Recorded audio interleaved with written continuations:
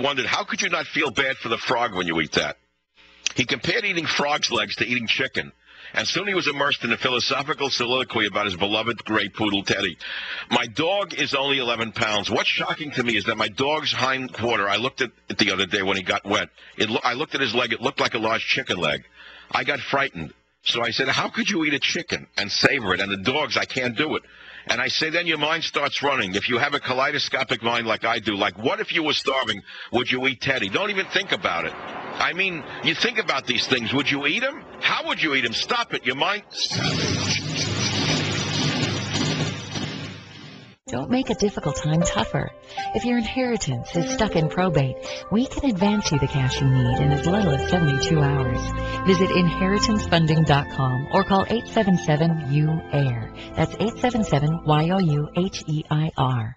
The Savage Nation. He has it all covered. Weekday afternoons 3 to 7. Talk 910 KNEW.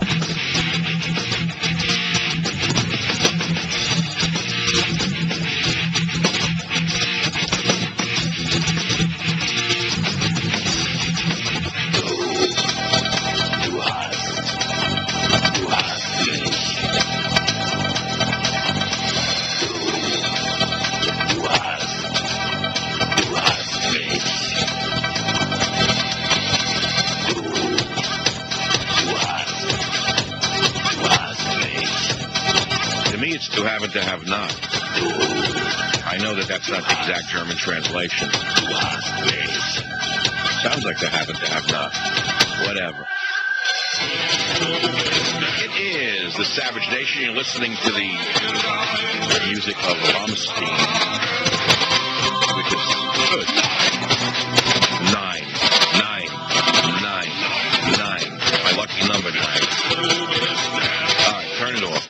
Now, let's move on. So I'm telling you what happened. And the article comes out in the New Yorker. I'm expecting the worst because I'm defensive about the media, and I had no idea which way it was going to go. And the reason I agreed to the interview is because I knew he was going to do it anyway. And I figured, I know one thing about myself, which is that no matter what people think of me from a distance, when they meet me and spend time with me, they come away with a different view because I'm not what they heard about. I'm a different person. They have no idea the depth of my background, my learning, etc., nor the humanity that they feel. So anyway, I say, I'll take a chance. Guy comes out, blah, blah, blah. I liked him. I didn't know whether it was going to be good or bad. I had no idea. My instincts were take a chance on the guy because he was, listen to why. He was a jazz writer for the the journalist, whatever you want to call him. He was a jazz writer for the New York Times for 7 years. Now, anyone who writes on jazz is a man who listens to the music. So anyone who has an ear to listen to jazz is capable of understanding subtlety, capable of understanding chord changes, variations. So I figure, okay, if he's listening this carefully to my show, as his emails seem to reflect, then he must really be hearing me. And I was right, don't you understand? I took a chance, gambled on a human being, and I was right. It wasn't a hit piece. But the way it left me was like I fell off Mount Olympus. Or it's more like the myth of Sisyphus in reverse. I got to the top, instead of having pushed the rock up again, I fell down the other side. Savage. I was thinking about this the other day. Take a guy like Red Skelton. You may remember him, you may not. Played a clown, did a good job. I loved him as a kid, didn't know much about him. As it turned out, the man painted. He painted schlocky paintings of clowns. What did he paint, 1,000 clown pictures? What was he trying to do? I thought about it the other day as a grown man. What do you think he was doing? He was trying to paint the clowns out of his own head. You see what I'm saying? In other words, there was a higher part of Red Skelton. In order for him to perform at all, there had to be a brilliant, high element within him, something spiritually higher, right? To be a performer like that. Because he didn't use dirty words. He didn't do anything with filthy, dirty language in order to get a laugh out of an audience. He actually used comedy to attract people, unlike the dirtbags on Showtime and HBO today. Every other word is F, or MF, or F and MF, MF, MF, MF, F, F, F, MF. What'd you say? What'd you say? What'd you say? That's HBO's idea of comedy. Every other word, and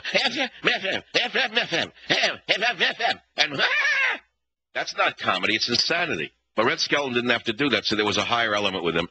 But The clown he had to use inside himself to hit those notes. But he was depressed that he had to be a clown to get the audience to listen. He probably would rather have been the higher element within himself. Does this make sense to you? See, painted clowns all his life, I think, to rid his mind of the clowns. You'd call them, what do they call them today? Everything they have a psychological word for, and they give you a drug to turn you into a Democrat. What would you call it today? Not the ghosts. In my day, they called it the shadow. Huh? No, not psychological terms. So they say inner demons. Now, everything's an inner demon. In other words, everything that's a human being, oh, he's got an inner demon, take a pill, come back in 3 months, take another one. We'll see if that doesn't put down the psychosis. We'll give you another one. It'll create the psychosis. What inner demon? It's the inner selves. I recognized at age 18 through self-analysis for 5 straight years that if you peel away the onion and keep peeling away the onion of your own self, at the middle of it, you're going to find nothing. At the center of it all, there's nothing. So why peel anymore? So you pack the onion back up and you march forward, and that's it. What are you looking for inside? There's nothing there. Hello? Keep knocking. Keep a-knocking, but you can't come in. Do you have that song for me right now? Because I know I'm going to get slammed now already with it. No, my God is within. Keep looking within, and you'll find God within the center of yourself. All right, yeah, I know. Jimmy Carter thought he met him in his living room because of the strychnine. I mean, that family drank enough strychnine for the guy to become the peacenik he is. You talk about the average person has nothing on the inside. The Jimmy Carter family with the strychnine and the snakes and seeing his lord and master in the living room. I don't know what he was wearing. I don't know, trousers, tweeds, a tuxedo. Who's this? Keep a knocking, but you can't. I hear you knocking. Go back where you've been. She worked for LBJ in the back. Gail Storm was a stripper for LBJ, wasn't she? I don't know. I grew up on, like, Argosy magazine. Gail Storm was a stripper. Who's Gail Storm? Turn it off. This is The Savage Nation on Talk 910 KNEW.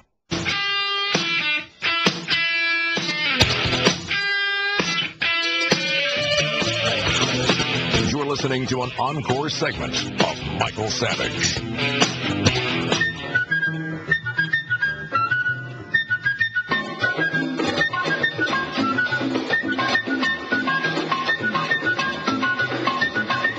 Welcome back to the Savage Nation. We're not talking about the beer garden party at the White House. We're going to talk about, well, I'm sorry to tell you, me.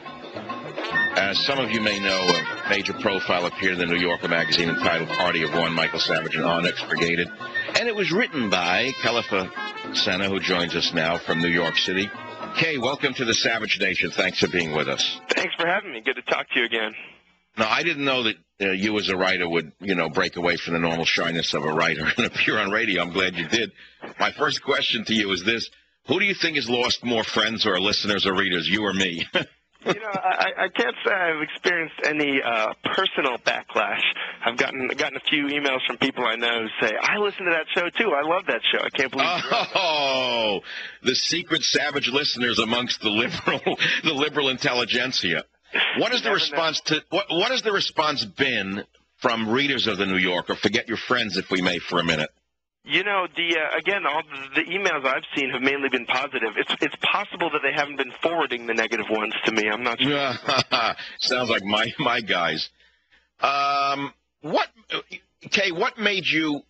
I said to my audience that the reason I went with your interview, even though I was skittish to do so, and you know it, because I was gun-shy from previous experiences with people who made me think that they liked me or, really wanted to do a real story, is that you had been you were a jazz writer for the New York Times for years. Isn't that true? It's funnier than that. I was a music critic for the New York Times, but one of the main things I actually wrote about was hip-hop, which is in a world apart in one sense, but similar only in that a lot of rappers are people who are used to being attacked for various reasons in the media, and I was someone who kind of appreciated what they did with words. So if there's any connection, I guess that would be it. Well, did you hear my rap at the beginning of the show called "I Have Tattoos on My Soul"? I did. Are you looking for a record? Well, I may move into that medium one day. So you were a music critic for the New York Times. So I figured you actually listened to the music and didn't focus solely on the musician. And I figured, well, if you actually listen, you must be hearing what I'm actually saying. What was the most surprising item thing that you found out about me that you didn't think you'd find out about in doing this story? That's a good question. Okay, that I like Beck's beer.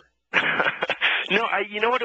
I think it was that when I hear you on the radio, it's so vivid the way you talk, and there's so much passion. And to be honest, I was kind of expecting that, when we sat down and when we were just discussing things, just us two, part of me kind of suspected that you'd be maybe different. That maybe the radio persona would seem like it was kind of just a persona, and then I'm talking to you in person and I'm getting a very different thing.